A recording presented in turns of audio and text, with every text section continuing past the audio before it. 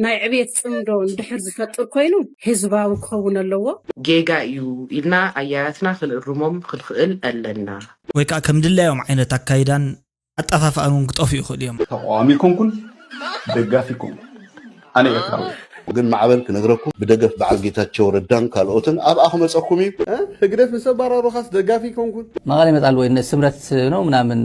ስምረት ብሎ የሚመጡት መቀለ መጥተው ጉባኤ ያካሂዳሉ ወይ መቀለ ድረሽ ማለት ይችላሉ ወይ የምናየው ጉዳይ ነው ናፈልጥናኩም ኢና ማለት እዩ ትፍለጥ ያ ዘላ ኣና ህዝቢ ትግራይ ዝጠም ዘሎ ዝሓምም ዘሎ ዝስደድ ዘሎ ይሕዝነና ሰላም ጥዕና ሃበለይ كما ياللهم كما يتقنيو كبراتن فتواتن تختاتلتي شدن رياكتس وان أنا بوغني اجزي أبي هريم مسجن سلام علىكم نسخاتكمون كم زخماي كم تلو بعد ملء تسفائي مسبية تسبكم من أبسرعكم من كل محبرة وركبكم من صبق زبل خجت ماكم مالتيو لباو تسفائي ناقلتكم عمنا لهم مع أنتي فيديو إحيزكم السجر مع أنتي فيديو نريهم علالات دما منتان نتشانلون عبيت كون كالوت علالاتون نعوق زرقفو مكر زبالو فيديو تاتكسرح سابسكرايب لايك كومنت شير بمقبار نز channel زي كتتابعوا زلابو مالتيو قدم قبل رئيتو صحفو احوات علو جاي واو 8821 بطعمي زنا اد سرحيو قصلو شدن إلنا مالتيو كبرون فتون حاو يقن يلي ويحفتي يقن يلي سمهر كحساي شدنجن حوحات يكون شعبية بمرد سلز أمنو ديخا نزوم دك حرام بريد كتردادو قالوكم طولهم زلخا ببرات زمت في التحيل لن تبل تخوين كاسي بمزرراب زي أمنو مرحة انتهاليهم خا بمن تأيو اتمفتحي إلا تنمالتيو سمهر كحساي حيا الحتو دحرد ببرات زأمنو خوينو مسي نسخاخا بمزرراب تأمن دحرد أخوينكا حجي انت ايو ختقبر زلكا ايو حراي زي اتوم اوف كورس ببرتي امنيوم عدقاو قالسي مسارت جيروم زموصو تقالستيوم بهراو قالسي ماخل جيروم زموصو تقالستيوم كم مجمريوم اب زنبروم نعيد من سنتهم ويكا خطايش انتلون وعلى جميرو كان بارتي انتهنصو انتلو ويكا انت فطرو انتلون بخوم عينت منقد يمصيوم حجي ግን ብዙሓት መንገድታት ኣለዎ ማለት እዩ ንምንታይ ኢኹም ኢለ እንድሕር ደኣኹም እንዳበልና ንኸይድ ኮይና ኣብ ዝኾነ እዋን ፍትሓይ መፅን ዘሎ ማለት እዩ ሓደ ውግእ ተኻይዱ 3 ዓመት 4 ዓመት ምስ ተኻየደ ተመሊሱ እንታይ ዝኸውን ማለት እዩ ኩሉ ሰብ ብዝፈልጦ ዝምጉት ዘለኹ ዕርቅ እዩ ዝበሃል ዕርቅ ማለት ከም በሓድሽ ሪኮንሲሌሽን ተገይሩ ተዓረቕቲ ኣካላት ተፀዊዖም ዓረቕቲ መፂኦም ዕርቅ ጌርካ ኢኻ ትውድኦ ስለዚ እቲ ዕርቅስ ቀዲሙ ክግበር ይኽእል ነይሩ እዩ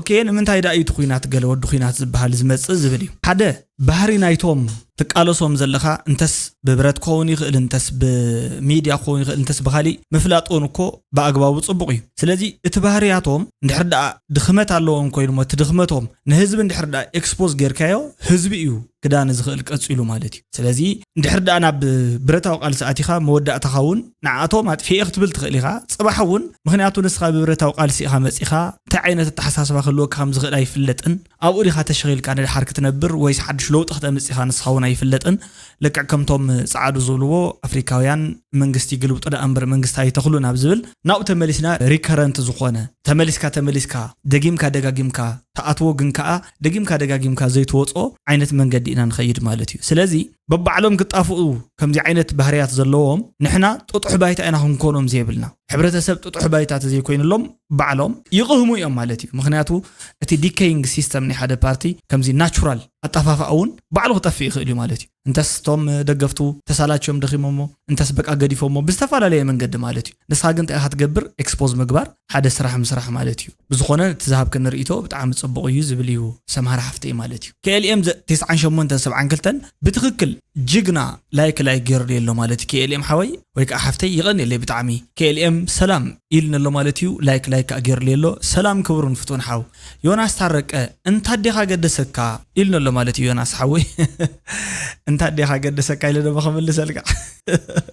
حرايش تملسو يولم ها ترح يغني لنا نزارو وطفينا زورو نسخات راح اوصلوا لشدن حوي إلنا له مالتيو تخكل نمنا لهم عند فيديو مسقصلنا خا اتناي تهزبنا طلبن حدا حتوتاتن افتناي لهم عند فيديو ملس يزبل قمت علني تاي مخانو شعو خنرينا Welcome to Shidden Reacts 1 نعم عبالينا هنقصل تقوامي كونكن دغافي كون انا يكاو اقول لي هزبي كيلت قوي ده سرح زي ناي قربنا نحج معبل ولا حنت مغنيات يقولون عقمي يقولون نزيناي صمدو كقاومو واتقاومو ግን معبل كنغركم صباح نغو ابتا ድምፅ ሓርነት ኤርትራውያን ትብል ሓዳሽ ኔትወርክ ከፊቶማ ዘለው ብደገፍ በዓል ጌታቸው ረዳን ካልኦትን ኣብ ኣኹ መፀኹም ጀሚርዎ ካሎ ስራሕ ጀሚርዎ ስለዚ ማዕበል ንማንም ኤርትራዊት ኣደ ኣይሓገዘን ንማንም ጓል ስውእቲ ኣይሓገዘን ንማንም ወዲ ስው ኣይሓገዘን ብልዓክስ ማዕበል ይሰርቆም እዩ ብዝኾነ ስኡልካ ምፅላም ከምቲ ባህርያዊ ትሕዝቶና ኮይኑ ኣብ ምሳና ዝተፈጠረ ምሲልና ማለት ከምኡ ንገብር ስለ ዘለና እንድዩ ድሓና ጽቡቕ ሓሳብ እዩ ማዕበል ደጋፊ ኣይኮንኩን ተቃዋሙን ኣይኮንኩን ኢሉ ተቕደጋ ኢልና ያለና ማለት እዩ ተቃደጋ ማዕበል ማለት እዩ ተቃደጋ ማለት ተቃዋማይን ደጋፋይን ማዕበል ኢልና ያለና ክልቲኡ ውህድ ማንነት ዘለዎ ማለት እዩ ሓራይ እሺ ካብ ተቃደጋ ማዕበል ናብ ወዲ ጣባ ክንሰግር ከለና ወዲ ጣባታይ ኣብ ምግባር ተዋፊሩ ማለት እዩ እተና ናእሽተለ ኣለዋ ልሙዳት deception is important if it is needed ዝበሃል ካብቲ ሓደ ባህሪ ናይ ፖለቲካ ሲ እንድሕር ዳኣዋላ ኣድላይ ኮይኑስ ሓሲኻ ኣታሊልካ ኣጭርቢርካ እውን ክትከደለካ ዝብል መንገዲ ናይተን ውሱናት መጽሓፍቲ ብፍላይ በዓል ደ ፕሪንስስ art of the war ከምኡ ማለት እዩ ሳፒየንስ ዘንበው ሰባት ንእሽለይ ዝገብርዎ ነገራት እየን ከም ቀልዲ ከዓ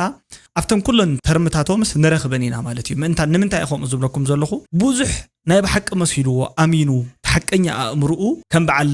ወዲ ጣባ ክዛረቡ እንተለዉ ንከምዚ ዓይነት ሰባት ዘውዕል ሰብ ስለ ዝርኢ ማለት እዩ ሕጂ ኣነ ከዓ እተሰብ ማለት ሕዚንካ እንታይ ሞ ሕዚንካ ንዓኻ ክትብልኒ ትኽእል ኢኹም ኖ ኣነ ከምቶም ሓደ ከምዚ ዓይነት ኣካይዳታት ዝቃወሙ ንሕና ብፍትሒ ብርትዒ ብሓቂ ዝብል እዩ ባህልና ዋላ ከምኡ እዩ ነይሩ ማለት እዩ ፍትሒ ርትዒ ሓቂ ዝበሃል ኣሎ ኣብ ስነ ሞገትና ዋላ ንባዕሉ ከምኡ እዩ ማለት እዩ ተኣምን ኣይተኣምንን እንተ ኣሚንካ ውዒልካዮ ተዚ ኣሚንካ ይገበርካየን ዋላ ኣብ እምነታትና ምክንያቱ ናይቲ ባህልና ሓደ ኣካል እምነታትና ትቢሊፍ እዩ ማለት እዩ እወ ተኮይኑወ ኣይኮነን እንተኮይኑ ኣይኮነን ካብ ዝብል ብርግጽ ኩሉ ግዜ ኣብ ፖለቲካ ዘለዎ ሰባት ማለት እዩ ወይ ከዓ ከምዚ ዓይነት ኣካይዳ ዘለዎም ሓቂ ክዛረቡ ኢልና ስለ ዘይንኣምን ታ ዲሰፕሽን ጅምሩ ኣለዎ ማለት እዩ ንማዕበል ቀጥታና ምንታይ ኣጸጊዕዎ ማለት እዩ ናብ ጌታቸው ረዳ ካበይ ናበይ ከዩ ተጸጊዑ ብስሩ ማዕበል ከመይሉ ከዩ ናብ ከምዚ ዓይነት ነገር መጽዩ ማለት እዩ እንተይልኩም እንተሓሲብኩም ከም ኣያ ዝገብርስ ከም ኣይነግሪ ሕጂ ታዩ ኣንውሒናት ወንጭፍ ሲልና በቃ ባህለዝ ግን ደርብየ እም ተባሂሎም በቃ ቶም ነቲ ጽምዶ ክንድግፊና ንሓንሳብ ክንቃወሚና ዝብሉ ማለት እዩ ከም ደስ ዝበለኩም ተዛረቡ ጥራሕ ዝኾነ ይኹን ኣካል ንሕርዳሉ ካራክተር አሳሲኔሽን ፈጽሙ ሊኦም ተባሂሎም እምበር ከም ድልየቶም መምዛረቡ መልሓሶም ኣይገጥዎ ዓይኖም ኣይገጥዎ እዝኖም ኣይገጥዎ ደስ ዝበሎም ትሰምዕዎ ንባዕሉ ጥዒ ከም ዘይኮነ ካብዚ ኢኻ ትብገስ ማለት ሕጂ ጽባሕ ከዓ መጽዩ ምስኡ መሳርሕቱ እንዲነሩ ክልተ ሊያቡ ምስጢር ዓሽ ትባኣሲ ወጽ እዩ ማለት እዩ ክንሰምዒና ሕና ዳሰሓቅና ኢና ሕና ከዓ ንሓልፎም ማለት እዩ ብዝኾነ ሞገስ ከዓ ታይብላሎ ደጋፋ ኣይኮንኩን ተቃዋማ ኣይኮንኩን ንበዝ ሕጂ ዲልስ ቅድም ሕጂ ኢል ነይሩ ክንሰምዒና ሓቂ ምሻሎ ክሪኦ ከለኹስ ብጣዕሚ ይሓርቕ ይስምዓኒ ማለት ምስካፍ ድበሃል ኣሎ ምሕፋር ድበሃል ኣሎ ብገበንካ ብስራሕካዮ ሕማቕ ስራሕ ዝተሓፍር ኢኻ ክንዲ ድንሳሕ ክንዲ ድሓፍርሲ ወኣነ ደጋፊ ኮንኩን هو ህግደፍ ወይ መዶ ይትብል ኣይነበርካን ንህግደፍ ስለ ተቃወምና ይደኩንካን ተጋሪኹም ኢልካ ተጸጋዕና ድነበርካ ስለዚ ደጋፋይ ማለት ኢኻ ሕጂ ወይ ጉድ ህግደፍ ንሰባራሮኻስ ደጋፊ ኮንኩን ተቃዋሚ ኮንኩን ወድሞንኮ ክትኮንሽ ድራማ ክትሰርሕ ከምዛ ዓይነት ሰብ በለጸኛ በሃል ኣሕዋተይ ተጠንቀቑ እዚ ጽባሕ ንጎ ብርጌና ሓመዱ እንድሕር ተረኪቦማ ኤርትራ ኣነ ከተቃዋማያ ነይረ ድራማ ይሰርሕ ኣብ ናይ ህግደፍ ኮይኑ ክብለካ እዩ ኣስተውዕልሉ እምዚኦም እዮም ሓደገኛታት ሰባት እዚኦም እዮም ዞም ላንጋ ሪኢኹም ዶ ዶጆ ኮይ ድፃወት ህግደፍ እንድሕር ቤላ ኣለዉ ምስ ህግደፍ ትጽጋዕ ብርጌና ሓመዱ ክስዕሩ እንድሕር ርኢዎም ካ ናብ ብርጌና ሓመዱ ሕጂ እቲ ፖለቲካዊ ፀወታ ካ ተርእኻ ሕጂ ህግደፍ ናይ መወዳእታ ዓረበቶም ይቀርብ ስለ ዘሎ ዳስዋኮ ደንሰሓብ ደሎ በሊዕ ገንዘብ መንጭቱ ንክንደይ ኤርትራውያን ራይ ሕጂ ينسحب على دقافي كونغ كم دبار يدن مدنا قري حنت خبر هذا لو محل الهجون قداي كقطع له وتطوف بالهلو قطع سقبل زت حسيب نجار له يخسس زت تنكفر سمعت له يخسس العلم لمون ابننا خمجي جابنا نايتبات محبر جابنا اوتينا يلنا يلو بوستو حسيم تكون خلو سكاب كم زين حرودي أما بذو قد ذيك تبالي حتى اللي يزقبال نسان قد دمري لهم شلوه بلوه هوتوه تناي محبر لنا خمزي أب كم دينا يستلايت لنا يقله أو إنسان أتينا لنا أو لله تتقعب تيك توك نريد لنا أبدي أخوض يقولون نو أنت خير خير أنا نبلي بلنا مثلا أنا والقصة اللي يقولون أبتنا يسنحنا حسابيو نبلنا قريب لنا مسمر كان فلات يتصبوا زرسناي عراقيت زخونت حساب نمفنا وزاكل لي امزي خبلنا مالتي انا منتاي معبل انت خيدون انت زي كيدون ابزبل نير مالتي تخيدو سبات او عناي انا يبللو يوم كوصو سلازدلي يوم اندحر كيدو والقصل سلازي يبلنا نايزي كو حيش تزرو مالتي ناي زرسناي كو يلبمو نغلغليوم ننو على ود طبا مهرات يوم تبايلو مالتي حدا غزي كافتوم ننب نيرنا زبلو تحيتو من نرخوم زلنا مالتي صبو حساب بزخونه معبل حسولي خاتبال دلخ بخالي بحالا حسبولو مخنياتو تدي حاسب قالو سيا شجرك مصكا يخيل يوم زفرارحو خايم زلو مالتي انا خازبلكا اي تحسبولو ولا حنت شجر يبلكان حق اندحر حيزي اتبل كوين كاغن حق اي نبركان كا قدم كا تاصغم نساي زربا بولو مخنيات بولو مخنيا يكونن بغلص زخونه يكون مخنيات يبولو هذا هاغراوي ازبل اب كمزي زعمسل صمدو ناي سلام زخونه ريتو كلو يكبون ازي مس مسل يكون كزري اني معبل انا ون فويس مسج سيدلي كلن تنزغبرن تغبر زلخا غيغايو صبقا يكونن نشتيخا كانات نسيخا اتو غداي غين غيغايو نايزا صمدو طراجي يكونس مخنياتو معبل ازي كم حبراوي نتسبسل استغاهدلي امبر نوحي لي يتغاغيو بقلصي منياتو مسزبنا خنعرق قال زبل زرب الله كم تودي قرماي زبلو تصنح مسزب زعرق انتاي مالتي مسزبي بعل من يوم كان زغ غداي زي دغمو زلو ኤርትራን ቁልቁል አፋት ደፋ ዝብሉ ደይኮን ከ50 ዝብሉ ዝቀነ ንምንታይ እንሱ ዝደግም ዘለንሱ مسزبها غيت عرقا مستقرايدو مس حوحات يلو زارو زنبر من فليوم بعل من يوم لنكنه ንምንታይ ንዑ ይደግመን عادي كالاي ابنن هدنا انغبرو يقرب تحونه يدلن انا تغاغي صنيحه سوري مبالينا خن لمد زلنا چوناتيو ارتراو باليو ود بهزبا غمبراو ባህሊዩ ናይ بحق እንድሕር ኮይኑ እዩ ለመጽ ይዘል ሕጃብ ጉዳይ ጽምዶ ዝወጋዕ ዘሎ ወግዕ ባይዘይ ክትፈልጥዎ ዘለኩም ኩልኩም ማለት እዩ እዚ ጽምዶ እዚ ጽቡቕ እንተቀጽይሉ ጽቡቕ እንተኮይኑ እንተ ዝብል ቃል ኣለዎ ግዴታ ንምንታይ ከምብትሉ ዝተወደአ ወይ ከዓ አካይዱ ጽሪዩ ፍልጥ ኢሉ ዝተሰርሐ ስለዘይኮነ ንዒና ኻ መዝሓትና ማለት እዩ ሓቅ ድዩ ሓሶት ድዩ ዝብል ዘለሲ በአግባቡ ክንሪእ እንፍተን ዘለና ማለት እዩ ሕጂ መብዛሕትኦም እንተ ኮይኑ እዮም ዝብሉ እንዳግደፍ ጥራሕ ዘለዎ ከባቢ ርግጽኛታት ኢና ኢሎም ክሳብ ምቅንጽጻልውን ማለት በቲ ሚድያታት ማቢሎም በጽሖም ዘለዎ ጉዳይ ክሳብ ክንዲ ሸበድበድ ፍጥነቱን ንሕውነቱ ይላነ ካብ ከምዚ ዓይነት ባህር ዘለዎም ሰባት ዋላዚኦም ኩሎም ዘጉዕ ዘለውሲ ፍቅሪ የብሎም ሕውነት ተረዲዎም ይፈልጥ ገለ ይፈልጥ እዮም ሰባት ማለት በዓል ሶሎ ሚድያ ኮይም ተጋጊና ነርና ኢሉ ዋላፍት ጌጋ ተጋጊና ነርና ባህሉ እንባዓል ማለት ኦፊሻሊ ሶሎ ሚድያ ከም ሶሎ ሚድያ በዓሉ ብውልቀ አነ ተጋጊኤ ነረ ህዝብ ትግራይ ቅድም ሕጂ ጸርፈካ ነበርኩ ይቅረታ ይተሓዘለይ አይበለንኩ ተጋጊና ኢና ነርና ዝብል ሲኢሉ ከምዚ ያለኩም ይዳጎና ዝባል 30% ጌርካ ተወግዕ ንባዕሎም ከምዚ ዊ ዝብሉ ሮያል ዊ ዝባል አሉ አጻዋዓኹም እዩ ከምዚ ወድ ንጉስ ንሕና ከምዚ ኢና ኢሎም ፈሊጦም ሓሳብ የሚገልጹ ማለት እዩ እንተኾነት ምጭርባሪ ክንፈልጦ ዘለና በአግባቡ ኣብዚ ምጭርባር ከም ዘሎ እዩ ወይዘሮ ሙፈሪያት ካሚል ከዓ ጸኒሕን መጽየን ኣለዋ ተሓዊሰን ኣለዋ እንታይ አንክብላ ኣብዚ ጉዳይ ብኸመይ ከም ዝመጻ ንስማዓይ እስኪ እዚ ጽምዶ እዚ ናይ ልምዓት ጽምዶ እንተኮይኑ እዚ ጽምዶ እዚ ናይ ሓድነት ጽምዶ እንተኮይኑ እዚ ጽምዶ እዚ ክልቲኡ ህዝቢ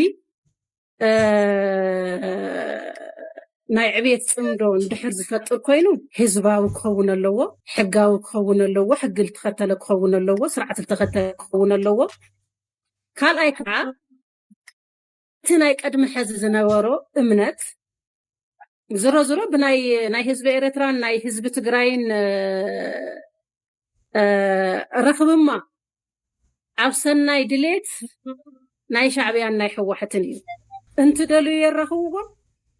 እንተ ዘይደልዩ ድማ ይፈላልይዎም ቅድሚ ሕዚ እውን ህዝቢ ክልቲኡ ህዝቢ ኣሚንሉ ደልዩ ይኮነን እኮ ተፈላልዩ ህዝቢ ኣነ እኮ ስመራ ከይደሪኦ የት ህዝቢ እቲ ስምዒት እኮ ቢቦዮ እንታይ ዓይነት ስምዒት ከም ዘለዎ ክንደይ ናይ ጻምእ ከም ዘለዎ ኮሪዮ የት ህዝቢ እቲ ሓንቲ ወግዒ ሰምዓናያ ካብዘን ናይ ወይዘሮ مفريات كامل مالتيو رجع زبل زرارب تزارب قدم حجون كوم يعني را مالتيو بلح زبلت ياون كابتن دق انستيو نيرا دحراي بمنتاي مخانا يفلطن انه عاداتهم تغرافيطوم او موصص ادو ገለገለዶ ጀሚሮም ቶም ሰበስልጣናት ናትና ማለት ያብ ትግራይ ቶም ዳግደቶም ዳ ሑዓት ብዙኾነ እዚ ምስ መፀ ንሳውን ከምኡ አንሳሒባ ንድሓር ናበይ ከም ዘበለት አይፈለጥኩን ነረ ሕጂ አመጽያ ዘላ ኣብዚ ሓሳባ ሓደ ሓሳብ ግን ኣሎ ማለት እዩ በአውሩኡ ህዝብ ትግራይን ህዝብ ኤርትራን ዓራቀ ኮነን ዝደሊ ዕሩቅ እዩ እንትደሊኦም ግን ተባይሱ ዝብሉ ተዋላት ሌብል ተታግ ማለት ነው አሉ ኣብዚ ኮነ ሰዓት ተባይስና ኢና ትበሃል ኣብዚ ኮነ ሰዓት ካ ታሪቅና ኢና ትበሃል ሓራይ ቦለ ታሪቅና ኢና ልካ ትከድከልካ በእኒሚል ዝኮነ ነገር ተፈጢሩ ዓጥቆካ አይ ታሪቅና ተባይስና ኢና እንተልካ ካ ከምዚ እኮ እዩ ይልካ ካሊ ናሬሽናት ይመጽ ማለት እዩ ስለዚ ከምኡ ኸይከውን መንታን ንሓደን ንሓዋሩን መፍትሕ ክኸውን ዝኽእል ዕልባት ክኸውን ዝኽእል ነገር ክወሃቦ ዝግባእ ዝብል ርእይቶ እዩ ዘለዋ ማለት እዩ ማለት ትጽምዶ እንድሕር ኮይኑን ሓቂ ምዃኑን ዘይምዃኑን ከም ጨርቅ ብትንትን ትነቢልካ ክርእ ኣለዎ ማለት እንድሕር ደኣ ከም ዳንቴል ፍትሕትሕ እንዳበለ ፈሪሱ ዝተረፍተ ኮይኑ ኦኬ ፈሪሱ ኣሎ ማለት እዩ ስለዚ ንሕና ናይ ግድን ክነድሕኖ ተጽቢት ዝግበረሉ ኣይኮነን ማለት እዩ እንድሕር ደኣ ክነድሕኖ ዘይግባእና ኮይኑ ነድሕኖ ጥራሕ ግማ ነድሕን ማለት እዩ ንሕና ስለዚ ኣብዚ ጉዳይ እዚ ዘለና ርእይቶን ሓሳብን እዚ እዩ ማለት እዩ በተናተይ ወገንና አገላልጻን كسمع زلوا ملأختي نملأسي تقرأي تبلنا الله سكين سمعي حلال في دلي زي عب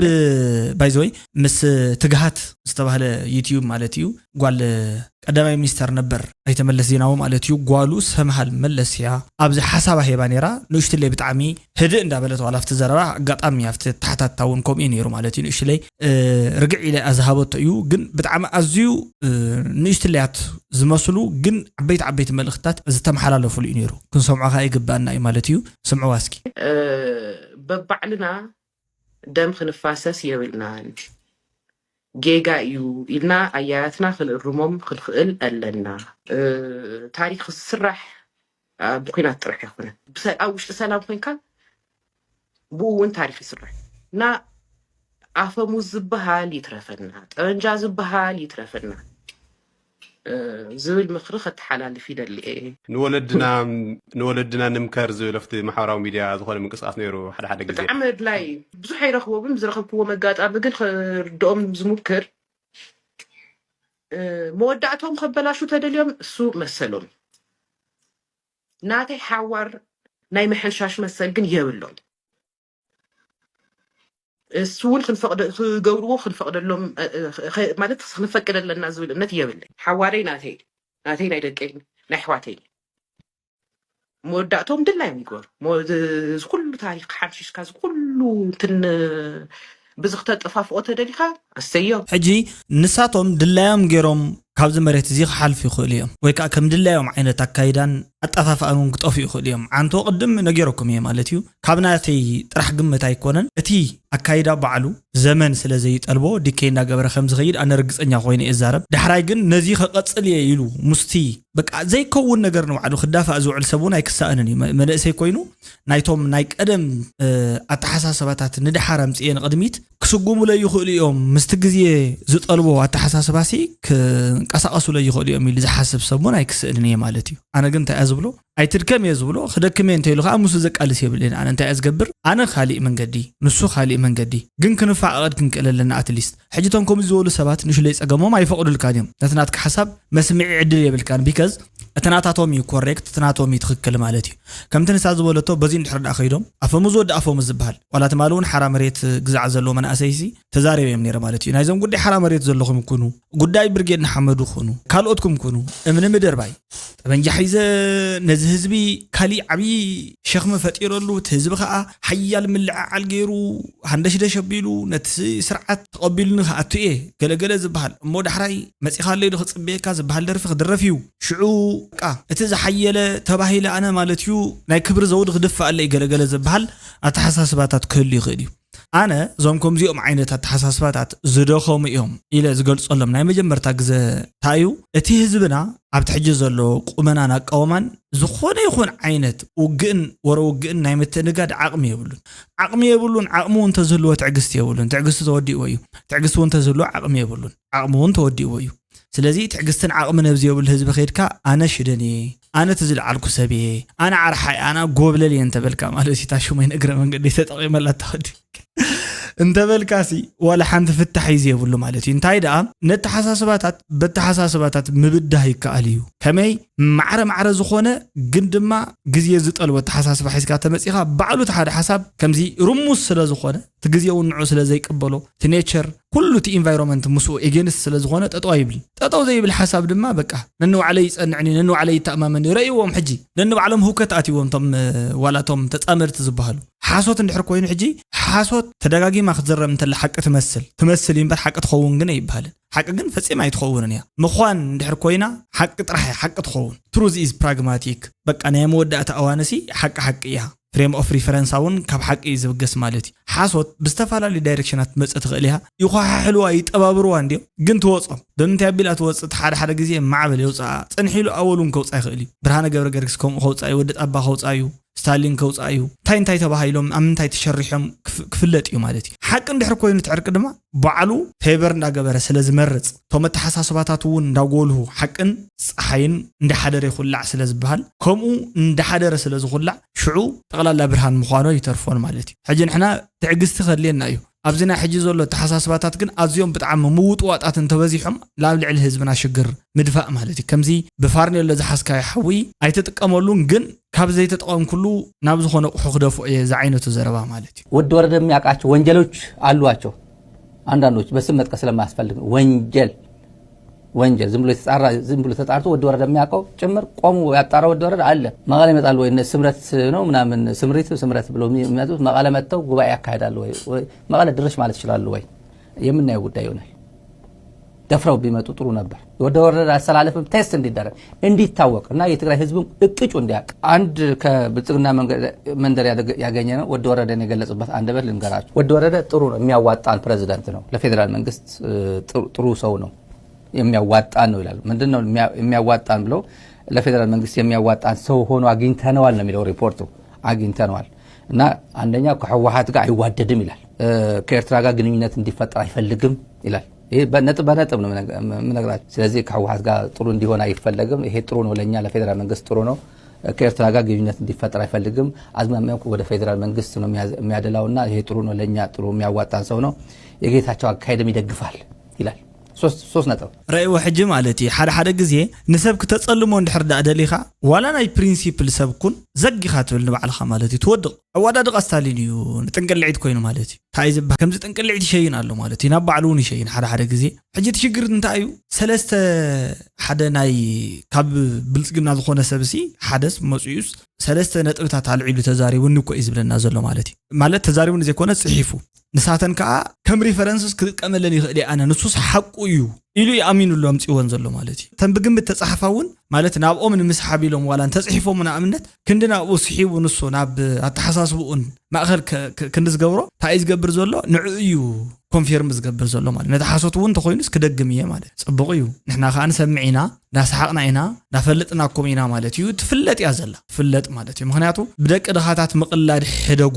ደቆሆም ኣለው እዮም ምሳኹም ኣለው እዮም ጸገም ይብልኩምን نحنا خا بتعمي يطلينا مخانو مباس كتفلطو منتان خويناتن ورو خويناتن زبال بقى بتعمنه تزب سلكي كابزو بولو توقعنو على مالتي توقع تزربا كما يغيرو خم تاكيو منتان كنغركم مالت كما يغير خم زردكم سلازي فدت ايه تتسرحو زلكم سي اندحر دا خمزي عينت منغدታት بفጣጢርኩም ዝኾነ ሓጎዝጎጽ አቢልኩም ርዳታ ክልከል ርዳታ ክዕጾ ዝኾነ ነገር ኤሌክትሪክ ቋረጽ ካኡ መሰረተ ልምዓታት ካኡ ክልኪልና እንደኳ መሊስና إلكا مليسكا عندنا حدش كنا تخفت كأود حرايم كله خوين كات واجا مودعتها تعرق قومه ريكرنت فيشي سيركل زي توص أقول عند زور كياتنا برزل ألم كعم أقول مالتي خم ونخد فتر إذا انتهي زي الفعلكم تمام سيكون دافلوت آخر اللي بقى دحر حجي بقى يكونن كمزي نعنا حجي حونة زدلي سبات اللون هذا مليهم من بزي يقدس بعلم حونة ندلينا لهم تمتيهم نقبلهم أي تسألينا ندل زبل دحر كوينو أبقى أبزز لخيا عرسها خالت بلو مالتي زياتكم زلواناتنا كايدا ستالين حاونا نقول ترى لكم بتعبوا عبينا قري مساكم الله وا انا حزب تግራይ ዝጠምዘሎ ዝሐምም ዘሎ ዝስደብ ዘሎ ይحزننا بلبي يرمك اكو انا كم ستالين زقرب سب كوي بلنا انت يزرب ዘሎ ናይ ቆልዑ ኮይ ዘረባ እዚ ስልጣን ናይ ቆልዑ ኮይ من دا يطفى اللي بزدب ኤርትራው ኮይ 4000 ከፊሉ ዝጭን 4000 ከፊሉ ብደብ ዝጭን ነው ትግራዋይ ኮይ በቃ ተጋሪ ለኸም ዘይ ተጋሪ ለዝጠፍእ ዘሎ ዝነፍጥ ዘሎ ዝስደብ ዘሎ أنا نسخن تصبون دابل عنا تخوينا خنحنق تخوينا خنفح هذا سينا أنا رأينا با تاني مثلا سم سانا خزارب يبولون هاي لا حاونا ستالين حاونا سي مسا مسا خزارب يبولون استراتيجيكالي يستعمل على زول الحزب مستتقرأ زول الحزب ትክክል እዩ ገዲፍዎ እዩ ንዕኡ ማለት ምስኡ ይዛረባሉ ኢለ ቀደም ሕጂ ኣይሰርሐን ኢለ ኣነ ከድዑ ይደልን ማለት ጽቡቕ ስራሕቲ ካብ ዝሰርሑ ሰባት ሓደ እዩ የድንቆ እየ በቲ ስርሑ በቲ ዝገበሮ ነገር በቃ በቲ ናብርኡ ኣብ ሓደጋ ኮይኑ ማለት እዩ ህይወቱ እውን ንባዕሉ ዳርጋ ዓይኑ ኣካላቱ ኣብ ፀገም እትዩ ምስቲ ህዝቢ ክትጨነቕ እንተሎ ሓቢሩ ተጨኒቑ መወዳእቱ ግን ተዝሕዝን ነገር እዚ ኩሉ ጭንቀት ሱቕ ኢሉ በቃ ናብ እንታይ እዩ ዝበሃል ኣይ ዶንት ኖ ከምዚ ፅሕፍ ውዒልካ ዝኾነ ፅቡቕ ብርዒ ሒዝካ ፅሕፍቲ ውዒል ሓደ ወረቐት እሞ መልእኽቲ ተዘይነይርዎ መወዳእቱ ድዩ ኣይፍለጠካን ወይ ከዓ ደስ ኣይበለካን ጥቕልል ለቢልካ ናብ ትራሽ ክትድርብ ከለካ ከምኡ ዓይነት ኣካይዳ ዝዓይነቶም ኣለዉ ሕጂ እውን ግደፉ ከምዚ እኮ እዩ ንሕና በዚ ክንድግፍ ክንዓርቕ ኢና ኣብ ክንዲ ምባል ማለት እዩ ኸይድካ ነቲ ሓደ ንጫፍ ሓልፍ ነቶም ተቃሊሶም ኣፍተዋና ኣካል ናይ ተቃልሲ ካብኦም ላዕሊ ኮይ ቃለሰን ሕጂ ንሱ ማለት እዩ በኣካል ኣፍታ ሓዊ ካብቶም ዝነበሩ ንላዕሊ ኣነ ዝፈልጠልኩም ክትብል ተጀሚርካ ይሽግር ዝመጽእ ማለት እዩ ኩላህና ደረጃ ኣለትና ንሕና ብፀግዕና ፀግዕካ ሒዝካ ፀግዕና ሒዝና ክንብል ከለና ማለት እዩ ታዘወፈናያ ብኣመጠን እያ ክንዛረባ ንኽእል ማለት እዩ ንሳቶም ዘወፈይዎ ካብቲ ካልእ ሰብ ንላዕሊ በኣካል ኣብኡ ኣለዉ ኣብቲ ጥቃ መነባብሮን ኣብቲ ጥቃ ሓውን ማለት እዩ ንዓቶም ደጊምካ ሓውኮ ከምዚ እዩ ኣነኮ ከምዚ እየ ዝፈልጥ እየ ካባኻትኩም ንላዕሊ ፃዓዱሲ ንቦምቢ ይሰርሕዎ ግን ይፈርሕዎ ዝብል ኣባህል ኣሎ ንስኻ ዝፈራሕካዮ ቶም ሰራሕቱ ንባዕሎም ዝፈርሕዎ ነገር ካልእ ሰብ ክጥቀመሉ ምግባር እዩ ትስሕተት ማለት እዩ እዚ ዋላ ጠንቅታት ከምዚ ምትንኳስ ማለት እዩ ኸይድካ ምትንካፍ ዘይኮነ በቃ ዘይሲሉ ዘይመራኸብትካ ንባዕልና ኸይድካ ምትንካፍ ኣይል ብሰላም እንደኮይኑኳስ ድሓና ድሓዲርኩም ጥዕኑ ንኽጥይቕ ኢልካ ትበሃል ንነገርሲ ክሓልፍ እንተሎስ ተኾንካ ድሓና ሓዲርካ ዘይትብለን እንዳበልካ ንኩሉ ሰብ ከምዚ ከም ዕውድ ከልቢ ምልኻፍ ጽቡቕ ኣይኮነን ማለት እዩ እዚ ከዓ ካብቶም ነቶም ዓበይቲ ክንመኽሮም ኣለና ኢላ ነቶም ዓበይቲ ክንመኽረኩም ኣለና ነውሪ ይመቸስ ንዳፈር ከም ዘለና ይፈልጥ ግን እንታይ ሞ ተባሂሉ ስለ ዝኾነ ሲኢለ ከደግሞ ጀስ በርታይ ኣነ እንታይ ልበልን ንኽመክር ማለት እዩ ነቶም ዓበይቲ ግን ክምከረለዎም ዝብል ሓድሽ ፕሮግራም ክጣየሽታ ንዓበይቲ ምኽሪ የድልዮም ኣሎ ኢልካ ዘረባ ለኽተርጉሙና ኢኹም መወዳእታኹም ብዝኾነ እዚኣታ ናይ ሎሙዓንቲ ቪድዮ ኣነ ጽቡቕ ቪድዮ ከም ዝኸውን ተስፋ ይገብር ንስኻትኩም እውን ደስ እንድሕር ኢልኩም ሓሳባትኩም ርእቶታትኩም እናፅሓፍኩም ውፁ ነቲ ቻናል ከዓ ከምቲ ትገብርዎ ዘለኹም ማለት ከምቲ ቅድሚ ሕጂ እውን እንዳገበርኩም ወፀናሕኩም ናብ ካልኦት ኣሕዋትኩምን ኣሓትኩምን እንዳባፅሕኩም ከዓ እታ ትገብርዋ ሰናይ ተግባር ቀፅሉ ዳኽብለኩም ይደሊ ሽደን ሪኣክት ስዋን ነይሩ ልዋም ቅነ ክኾነልኩም እየ ዝምነ ቻው ዳሕና ቀኒውታ ጉድ ላይት ዳሕና ሕደርታ ኣሕዋት ኢማንስቱ እዩ